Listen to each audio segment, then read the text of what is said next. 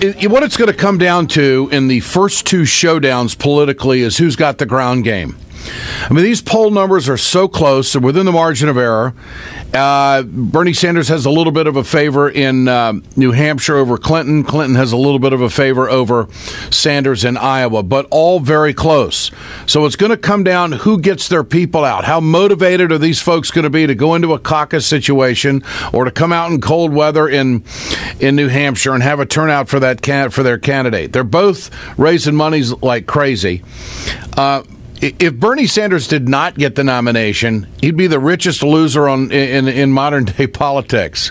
It is amazing what he's put together. And look at it this way. Let's just say that it goes to Clinton. Where does this leave Bernie Sanders in the Senate? He has upped his stock.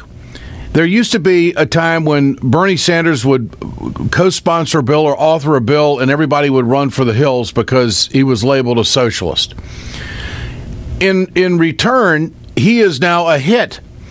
He's going to be used in fundraising by other colleagues because they realize that, you know what, his message is working.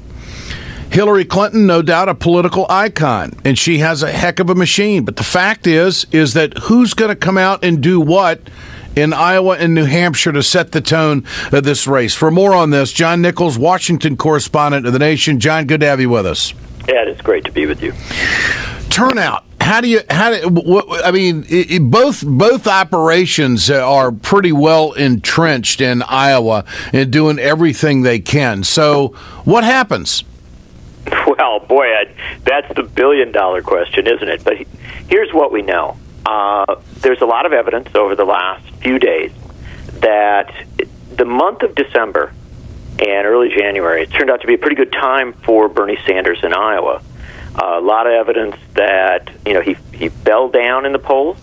He was far behind Hillary Clinton in most of the polling in, November into early December. Now the polling seems to be suggesting that he is pulling even. And here's what's important to understand about that. As you just suggested, there's no way to accurately poll the Iowa caucuses because of a couple realities. Number one, they are long. It's not just walking in and checking a box and walking out of. No, they're a process. Yep. And you cannot do it in advance. You can't send in your absentee caucus vote.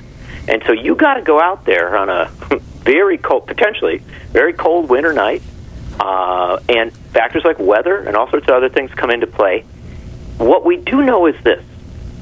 There are Iowa caucus goers who are going to show up no matter what. The kind of core. People have been doing it since the 1970s. A lot of those people know Hillary Clinton quite well. And so it's fair to suggest that she begins with some significant advantages rooted in long experience, personal connection. And I've seen Hillary Clinton on the ground in Iowa. She is working it. I've seen her after events for an hour, shaking hands, posing for pictures, giving it a lot of that personal connection. Yeah, she's not phoning it in. There's no question about that. So she's got that. She's campaigning hard. That's right. She's got that on her side. Now, for Bernie Sanders, I've seen him working it in Iowa, too. What's remarkable with him is how very young his crowds are. Way younger than anything you see really generally in politics. Why is it? Is it because he's convinced them that he's sincere about debt-free college, health care, the economy? What is it? I think it goes way beyond that. I think it has to do with I don't want to overplay the word, but a cynicism about most of politics.